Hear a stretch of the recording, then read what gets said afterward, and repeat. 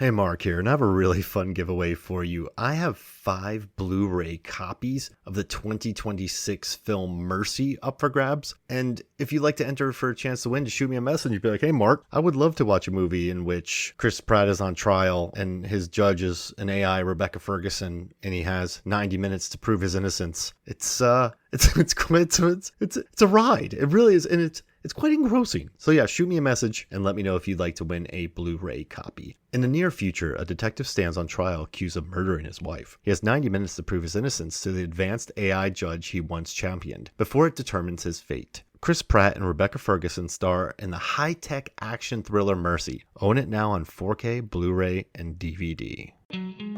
Hello and welcome to Movies, Films, and Flicks. I am Mark Hoffmeyer, and joining me, Megan Hoffmeyer. Sarah Newark, DJ Valentine, Billy Business, and Brendan Peters. This is Nadia Boetes. This is Nathan Leahy. It's David Cross. It's Jake Lewitt. Norbert Morvan. It's Lisa Leahy. Joy Lewandowski. John Levingood. Professor Mike Dillon. Nick Riak. Niall Moore. Adam Youngblood Hutt. Eric Hoffmeyer. It's Johnny Nunn. Hello and welcome to Movies, Films, and Flicks. I am Mark Hoffmeyer, and joining me is a man who I'm really happy is up for this episode.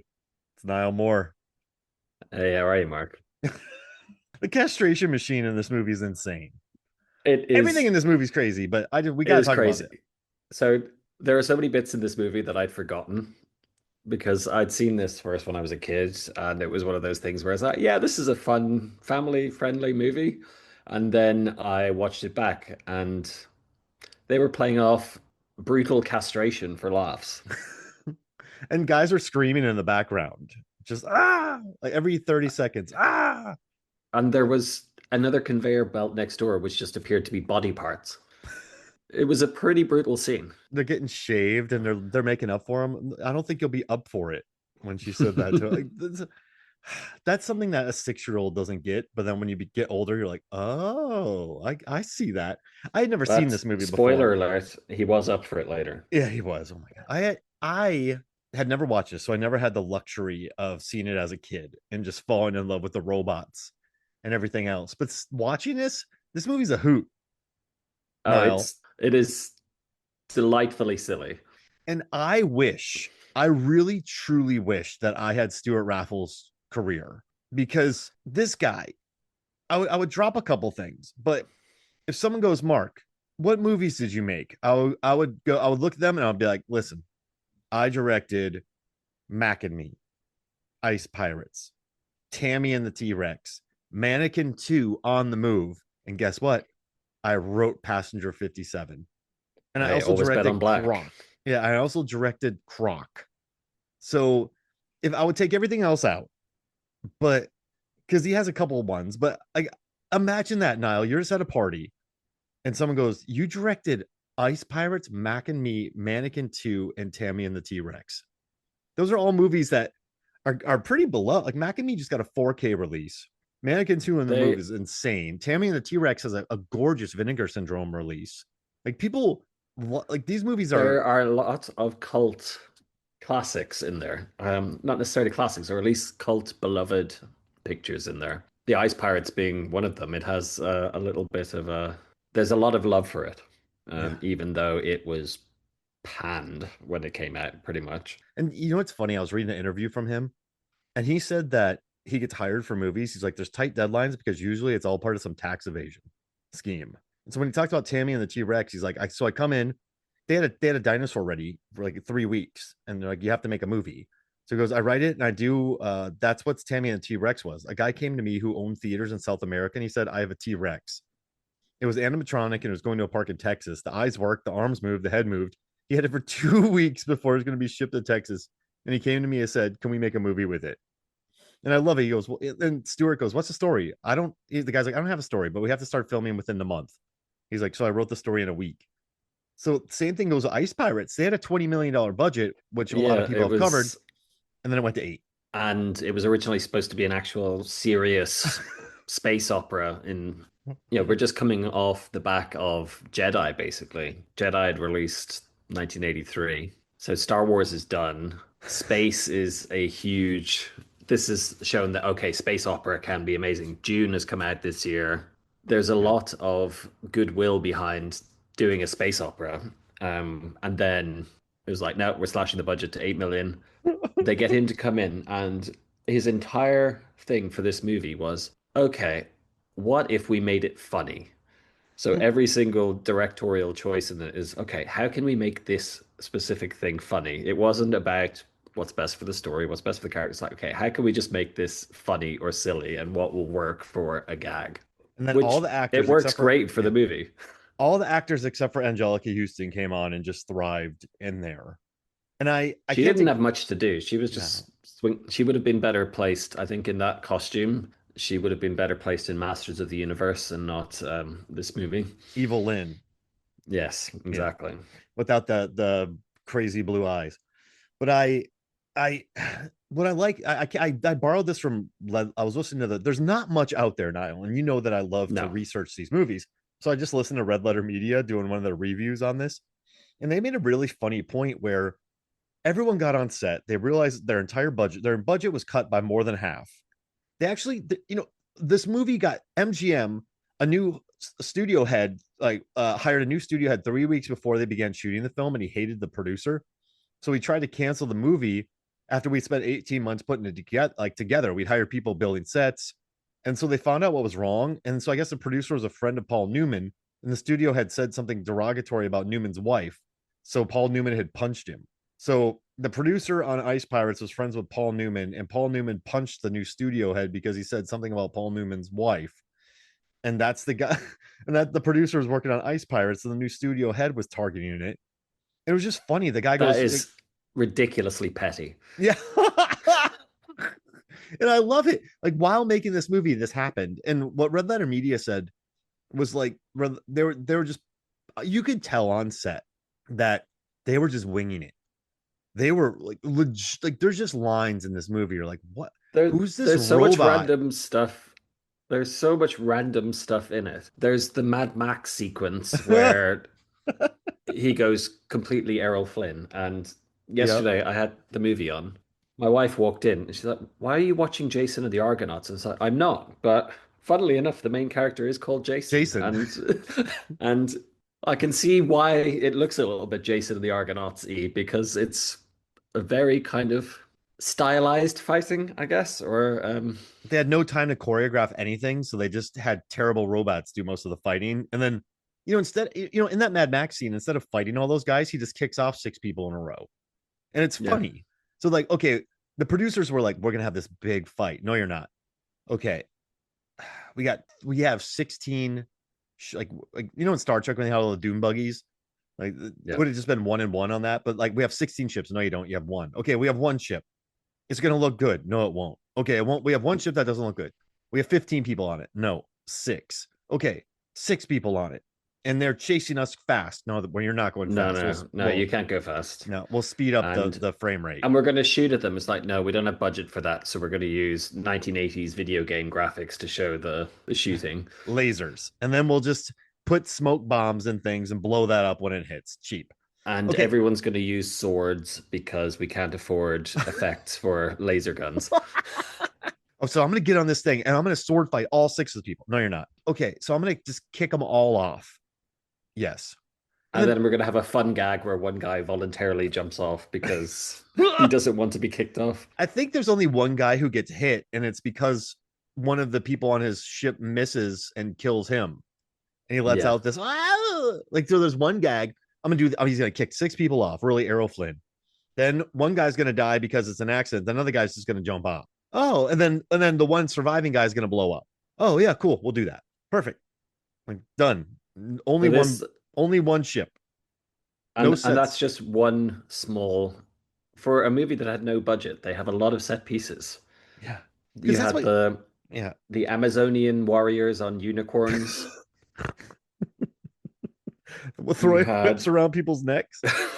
there was the whole time time warp sequence where Brilliant. you're battling through time. Like that was one of my favorite scenes ever growing up. I just thought conceptually it was hilarious. And even though objectively it wasn't executed very well. It was executed very well within the constraints that they had, which I think is brilliant. It's incredible. Now I have a question. Should it have ended when the sun saves the day, or do you love this cheeky ending at the end? We're like, oh no, we're back to normal. We're all good.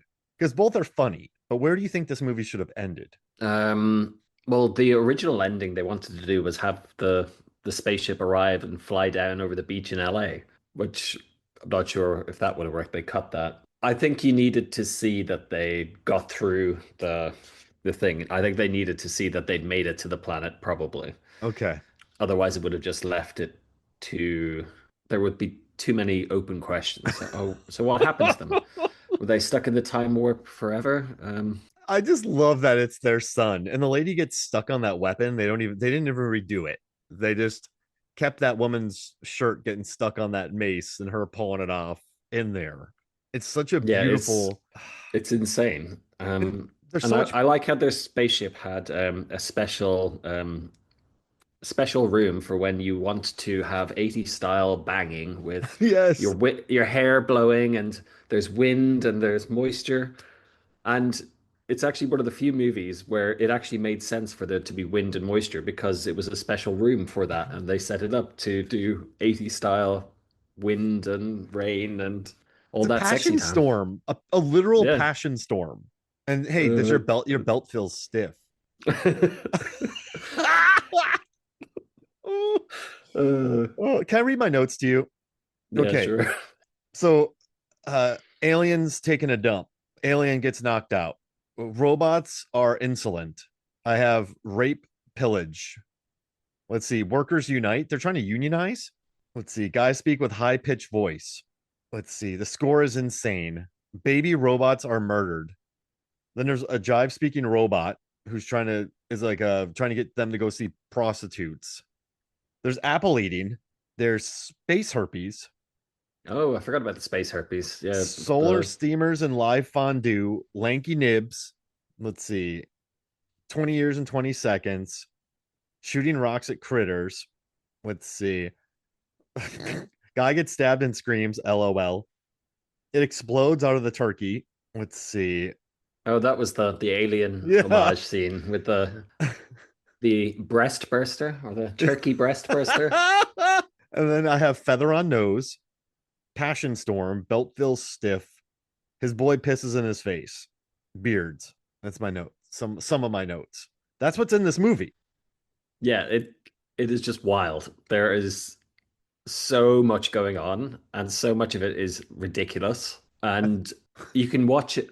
You could probably watch it back to back to back and not get bored of it. It would just be like, oh, I wasn't really paying attention, and what's going on here? I think a lot of credit needs to go to Stewart Raffill because you could tell that on set, like Robert Urich and just pretty much everybody on there, Ron Perlman, just everybody, John Matusik, like just what Michael Roberts, like all these people on that set, they Bruce Valanche, they could have taken this movie to be unwatchable, just basically a we're gonna do what we want on set. Hey, you know, it'd be cool if I looked down her shirt and said, hey, we don't rape and pillage anymore, or you know, a robot poops itself and pees itself. Like they just like okay, all these gags, and then they because they realize their movie's pretty much screwed, and then it becomes unwatchable. But I think Stewart knew that he couldn't make anything serious, but he still kept the plot moving forward because it's such an easy plot. Ice pirates want ice because there's no water in the world. And so they're pirates who are looking to It's a steal ice. dreadfully inefficient way to transport water Yeah, because horrifying. ice is 10% less dense than water, so it's taking up more volume in terms of storage, and it requires energy to keep it cold. It is a horribly inefficient way of transporting, Oh, but it makes for a good visual because you can just steal blocks of it rather than having to get a pump out and a hose and siphon it off, I yeah, guess. it's an Though easy to I'm sure follow they could have plot. done some fun gags with siphoning. It's easy to follow plot. And you know they're looking for a water world. They got a princess like Spaceballs and Star Wars. So it's a very high concept film. And I think because of the simplicity of it, they're able to include a lot of the gags and not completely slow down the momentum of the movie. I think that's a credit to Stewart Raffill because he talked about how he worked on films when he was younger, And he said, I used to work on Tarzan movies and was even the stunt double several times. I was on set so much watching all the filmmakers, I started making my own movies, and I made my first film at 22. So he said, I'd done High Risk with Anthony Quinn and James Brolin, and the producers from MGM were trying to make this movie called The Water Planet. He's like, I'd always made independent films. And so when they told me I only had 8 million, I was like, I can do that. Like, I could make it happen. And that's why he got hired. And then he's like, we'd have to completely rewrite it and make it a comedy, which I thought would make it more fun than playing it for real. And I love that. I love that this movie was supposed to be this big space opera. They hired this jack of all trades guy who directed Mac and Me and Tammy and the T-Rex. And he's like, yeah, we just make it a comedy. And then they completely rewrote it, and then this movie comes out. And it's fun. Like, I think that's smart. It is, yeah, it's not, and I don't think it ever did win any awards. No, and it won't. It is not that kind of movie. But if you want to watch something that is just fun and silly and you can turn your brain off and enjoy, it's great. And like, I like to, have you ever watched a movie that's really improv heavy and it just slows everything down because everyone's just riffing, and it just feels like an hour and a half movie feels. It can be a chore because you can almost see the actors trying to one up each other to get that they want to be the one who gets the gag in. Exactly. And this one could have gone that way, but it still has a plot. I like that there's Templars involved. There's knights, and they didn't have money for guns, so they just had swords. They have spaceships and robots, but no guns, which I think there's one gun in the entire there was one laser shot. I think that used up their entire SFX budget. Remember when they're getting shot at by the big ship and they're playing asteroids, maybe? Yes. To try to kill the stuff. That's how they were dodging the laser beams, and they were like shooting. You could see their little laser beams. It was I'm fairly sure that they were just playing an Atari on set and filming it. And also, I really like Killjoy. In the beginning, he steals the necklace from that guy, like gives it to Roscoe, and then he becomes a priest later on, so he lives, which I kind of love. And yeah, Killjoy, he was for he's a knight asking for a sandwich. For a one-note character with a name like Killjoy, there's a surprising amount of depth to him. You know what the problem with this movie is? You just talked about depth. Like, there's just not much. Like, there's not much to explore, because I guess we could just talk about our favorite moments, because it's just, it had a budget, then it didn't, and then everybody on the set was like, you know what? Like, Spencer for Hire was just like, I'm gonna say the weirdest lines on this. We're gonna have space herpes. Like, oh, it's not that bad. Like, and then you had, I think Anjelica Huston was kind of foisted on it slightly. Yeah. I think she was friends with the producer or something, and I think possibly the same producer who was Paul Newman, I think. So she was kind of foisted on it. Ron Perlman, it was a very early role for him, I would say. He gets his hand chopped off. There's several decapitations in this as well. There was whatever in the bar they're in or whatever, Evil Lynn or whatever we're calling her, chops some dude's head off, which was pretty brutal. Yeah, just wipes that guy out. That guy had a sword that could chop everything in half. I love that. And then she doesn't really they couldn't quite afford lightsabers, so they have just very, very strong swords. But all the characters register. I mean, there's definitely stuff that it's such an odd. There's some stuff like, why'd you make the robot black? Because I wanted to be perfect. Like, oh, like what kind of eunuchs get picked the most? Oh, the black ones are the most popular. Okay, we'll buy that one. And it's like, you have that humor, but then you have a baby peeing in a guy's face. You have an alien pooping. You have a robot either pooping or peeing itself.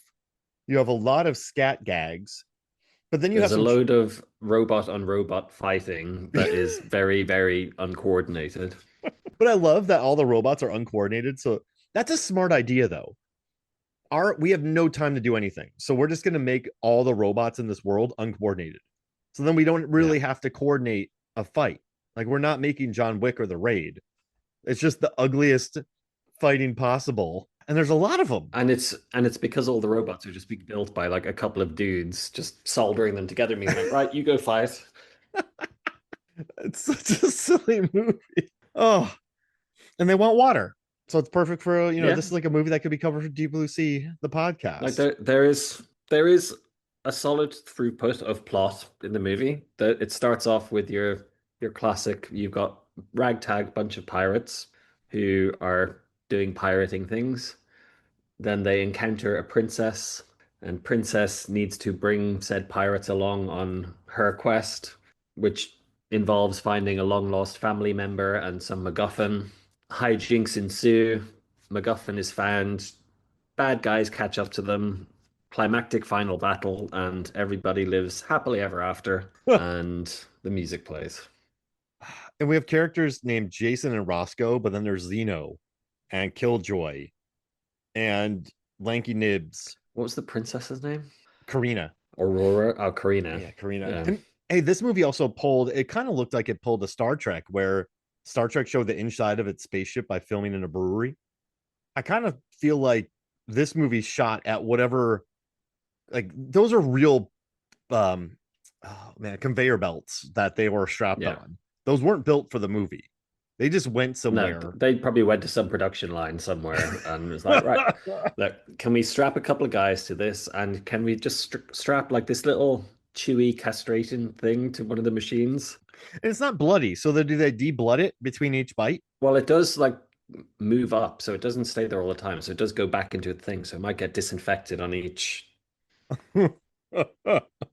This movie's It doesn't crazy. seem like the most effective way of doing it, if I'm being honest. Yeah, I don't think this anything in this movie was the most effective way to do it. I don't know, guarding a guy with a bunch of unicorn riding Amazonians is pretty that's a pretty good way of guarding someone.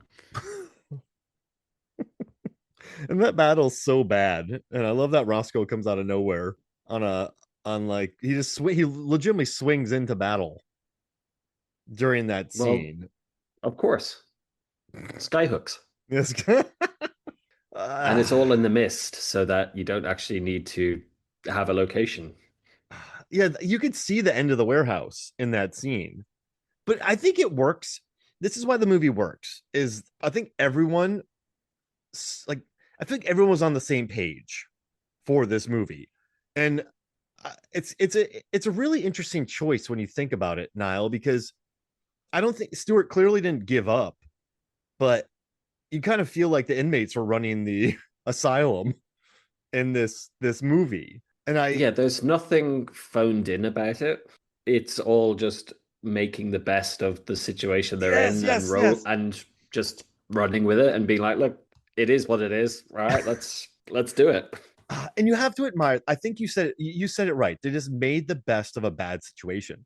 I think other directors or other actors would whine about it or Oh, complain for sure. or, oh, we had this and we had this, nah, nah. I think Stewart Raffill just went, I had what I had and we made the best thing I could, I don't care. And this movie, it has so much different kinds of humor, but I almost think they were making it up on the day sometimes. I think when you have a movie that's supposed to be $20 million, you cut it down to that low. And Ron Perlman was a serious actor, and Anjelica Huston, serious actor. They had a non-actor and a football player. Robert Urich was big on TV at the time. So like they I think the director wanted to work with them, so he let them have fun in the role. Like this movie would not have worked if they put down an iron like fist and like, this is what we need to do. And I Well, like that. it grossed 14 million off an 8 million budget, Hey, which makes it a success probably because I doubt they put much money into marketing it. no. And I think it had to have made a lot of money on video. Yeah, I would think so. I remember, I watched it quite a lot growing because it used to be on TV. We had what 10 TV channels when I was growing up, and one of them was Cartoon Network, which would shut down at 7 p.m. and be replaced with TNT movies, and this would be on that constantly. Oh, because it's such a TNT movie. Oh yeah, This was made for cable yeah, because it's and silly. it's the kind of thing if you were just flicking around on cable, you would stop and watch it. Like, why is there a trio of dead robot? Like the a family of robots slaughtered. Oh, that's not important right now. We're This is, but like, why? Who did they write that in the script? Actually, they built the robots, so someone wrote that, which makes me very happy. Like, this Because is they thought it would be funny. As I said, the interview with Stewart Raffill, he just said every choice we made was how can we make it funny? Because he'd gone all in. It's like, right, we're making this a comedy, so it needs to be funny. some jokes work, some don't. But I have a question. So a lot of people they call Tammy and the T Rex, Mac and Me, and Ice Pirates a bad movie. Now, when you research each one, they were all rush productions. You know, especially Ice Pirates and Tammy and the T Rex. So, would you call them bad movies based on what you know about the production? It's a bad. I don't think you can. I don't think you can call them good movies. But for me, a bad movie would be a movie that's unenjoyable, Yeah, yeah. and this one at least doesn't fit that category. It's it's not going to win any awards, but at the same time, is it's not like something like Jack and Jill where I turned it off after 20 minutes because it was just garbage. Which just drains your brain. And so it's, you wouldn't call it good, but I don't think you could call this bad though, because No. it had more than 20% of its budget, 50% of its budget cut. The studio head didn't want to make it, and they just sort of completely rewrote the thing. Cobbled together something with the people that they had signed up to do it and Here it is. succeeded in making a movie that is reasonably enjoyable. What's the app? What? I don't know why I'm drawing a blank, but also going back to Star Trek. Remember when Kirk is eating an apple at the Kobayashi Maru test? In this Oh scene, they're yeah. just eating apples, being jerks as well. So, do you think Star Trek didn't pull from Ice Pirates?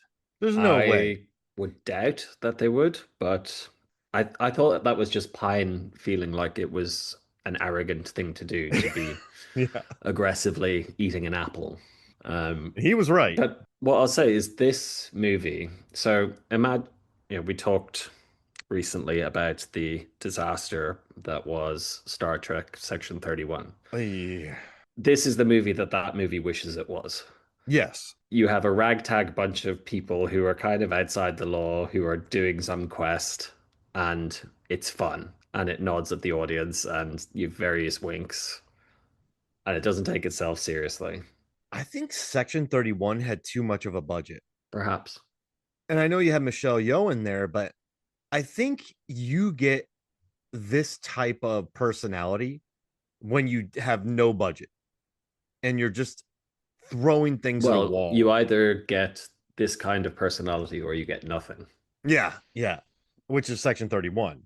Like, Yeah. I don't know how some of the jokes in Section 31 be like there's bits in Section 31, the godsend bit that Whereas you will laugh now. That's the joke. it's so painful. It just crushed my soul. But in this one, there's no reason for space herpes to be on this boat, on this ship. Other than somebody decided they wanted to make a couple of jokes involving space herpes. So why not? And then they go, the ship just got herpes. That's what someone says. And then it's really not that dangerous. That's what someone said about space. And then it doesn't come Yeah. back. It just gets smushed later. I did. I maybe it was supposed to get bigger through the time warp and kill people, but they just had no budget for that. Well, yeah, they had zero budget for that. I loved it in the time warp how they brought in the enemy leader on his throne just to leer menacingly at them at one point. Movie since so yeah, do you think that thing should have been bigger, that space herpes, and then they just realized it was expensive? I think so. I think that could have been an interesting way to go as part of the time warp, have this thing be massive and come and bite someone's head off or something. And you know what else I like? There's a couple things I like. None of the crew in the Ice Pirates, no one really turns on each other. There's no traitor No. amongst them. I No, like that. they're a tightly knit crew who have gone on many jobs together. And you get their dynamic even from the start, where they've broken into this thing and there's just a dude there having a poo. And they're just turning to each other. It's like, oh, you take care of him, and they're just being like, oh, you take care of him, and they just pass it back until eventually it gets to Ron Perlman, and he walks past and he looks back, and he's like, oh, I have to take care of him. Bonk. And the thing has a big lump on its head later on Yeah, when we see it. Yeah, you take care of it. You take continuity. care of it. That's a great thing that you mentioned there, Niall, is that there aren't really any secondary antagonists, and it's a tight crew. And you know, it's like this isn't a crew that has to get put together. They're already a crew when we meet them, which is nice because some you can really mess up let's put a crew together movies.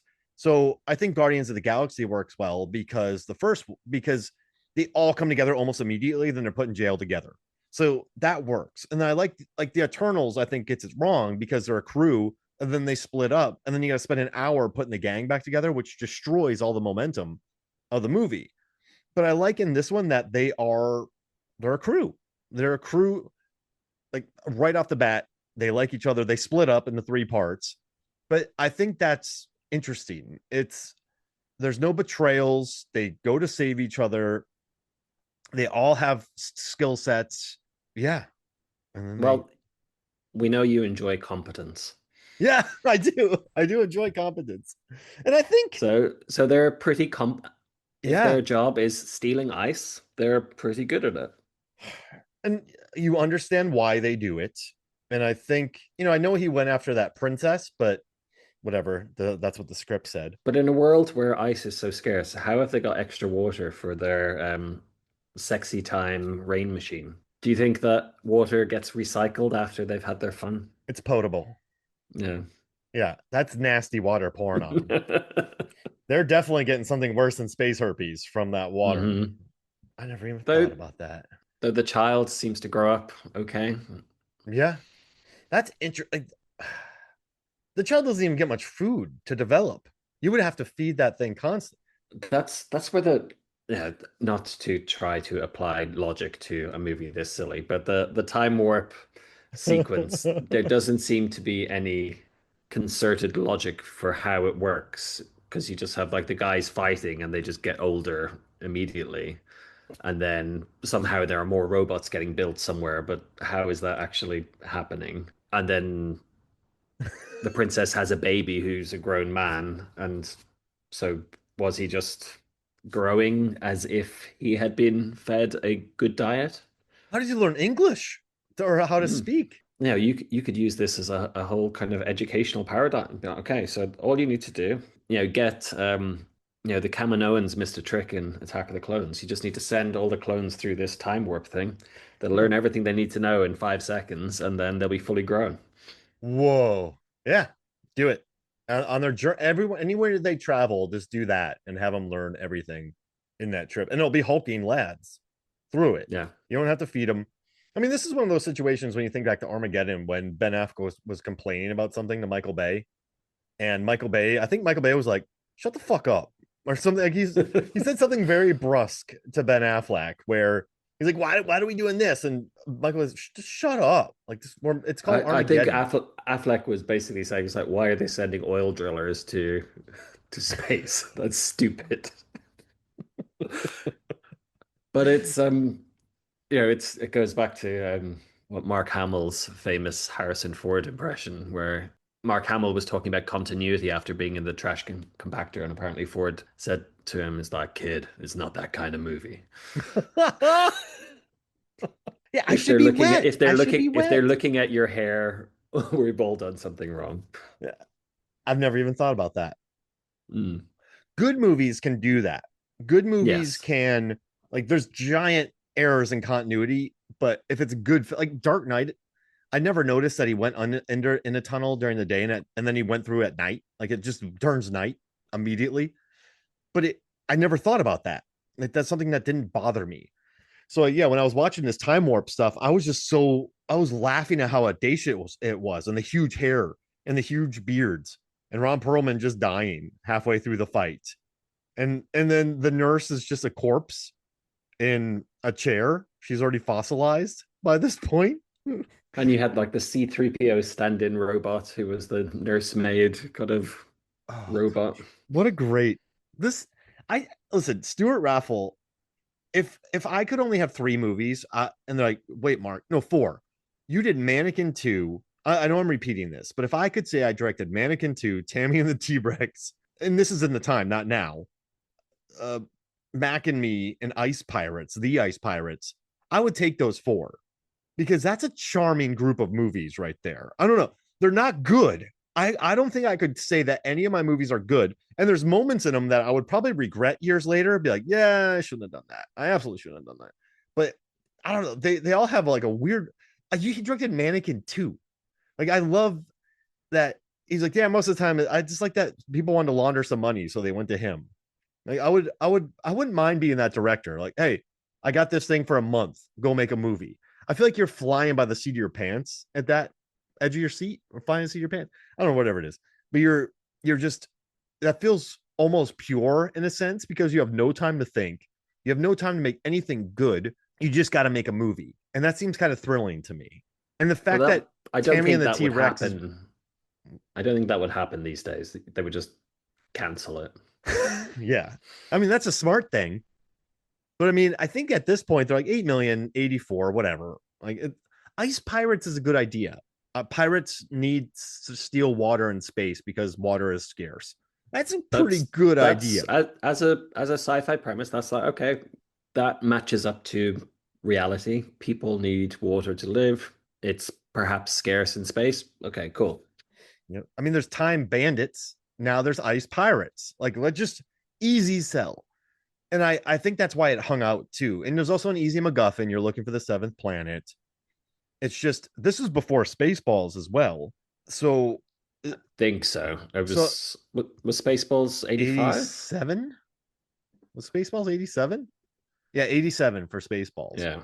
So I mean, if Spaceballs is out, you don't make Ice Pirates. No, I think it would have been compared unfavorably to Spaceballs, which was written as a direct spoof and comedy, which we're getting a sequel for, which is going to be amazing. Oh, I can't wait.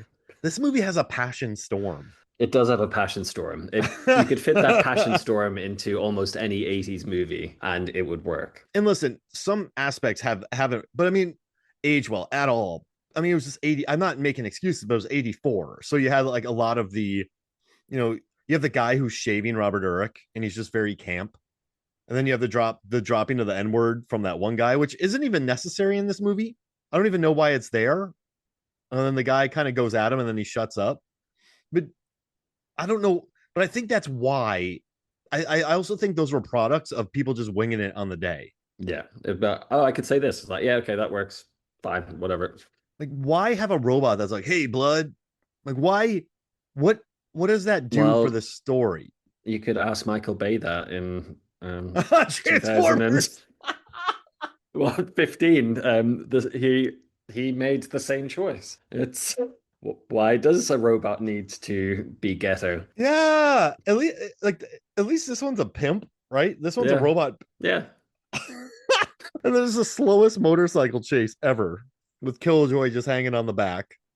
Yeah, nothing is done at pace. I think even the Mad Max sequence, and you had the poor green lizard lady who just wanted to be told she was pretty. Yeah.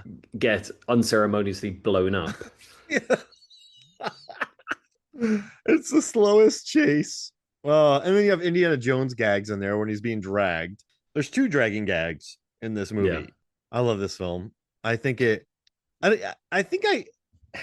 just admire Stewart Raffill because I don't know. Hopefully, he hasn't gotten any shenanigans recently because I haven't read much about his life later. But the fact that he pulled this movie together on such a low budget and got all the actors on board, and it became a TNT movie makes me happy. I admire directors like that. I think sometimes, as much as I love Dune Part 2, which I just, I released an episode about it. It's a movie that is gorgeous and it's just almost perfect. But I think Denis Villeneuve, you always need new like more money, but he had the resources to make what he wanted. But I like this little corner in Hollywood where there's people who are like, I have a T-Rex for a month, go make a movie. Like, I love that exists in the industry. And that's where I think some of the fun movies come from, because you don't have prep time, you don't have pre-pro time, you don't have everything perfect. Nothing's perfect on a film set.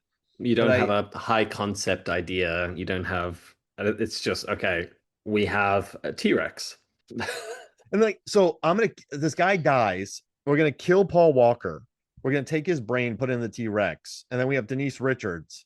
It's insane. And then Mac and Me, the wheelchair fall scene, like that's the guy. I think he's realizing that to make a movie, a serious movie, head on with $8 million is a fool's errand. So just give it a Well, really weird sense of if you're humor.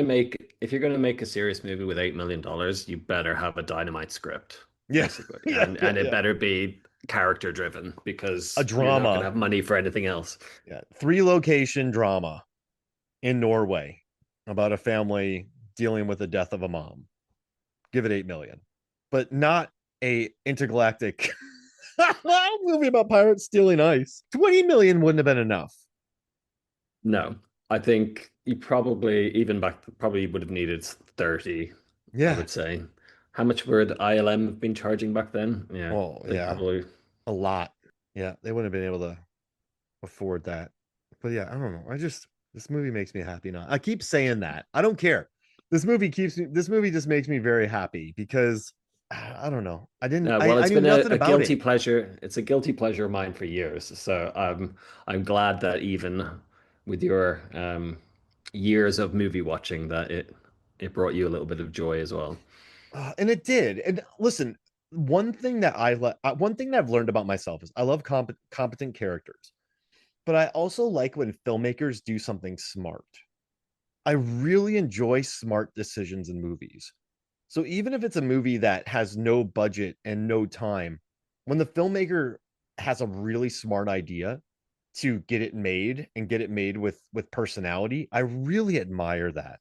And I know I'm applauding intelligence, but there are certain movie moments in movies when you learn about how they made it or how they shot it or what they were up against, but these decisions they made either on the fly or to make it feasible to make it. I really admire that. And I think this movie is one of those where I mean, it'll never be anyone's favorite. And I mean like I don't but I think yeah, it's on TNT or TBS. People of a certain age admired it. So I like that. I like that makes me happy. Makes me very happy. What are we doing next? Oh, I don't know. Are we sticking to the 80s? I mean, listen, we can always do whatever, but I sent you a big list of Last Well, Starfighter, Hell yeah, Comes a Frogtown. funnily enough, so the Spotify Wrapped just came out today, and my second most listened to album for this year was the Flash Gordon soundtrack. Whoa. And I do love that movie. Like it's another one that is like I've never watched it. you've never oh man, it's so good. I've never watched. I worked It with the is guy so a lot on ridiculous. Comic Cons, It but I've is so never watched it. ridiculous. And I haven't It watched the Last Starfighter either. oh yeah, well that's another one that's a treat. So I mean, if you want to stick, if you're ready to, if you want to stay in space for a little while, I'm Yeah, down. well let's stick in space. Let's do some 80s sci-fi classics. So Flash Gordon and Last Starfighter. Yeah. Okay, I like that. That's awesome. And then where can people find you, man? I'm at El Nilo on various social things, but more usually found on a tropical beach somewhere, hopefully. You live the dream, man. I try. Thank you, Niall, for joining me. Yeah. So for me, Mark Hoffmeyer, for now more. This is Movies, Films, and Flicks. We'll see you next week.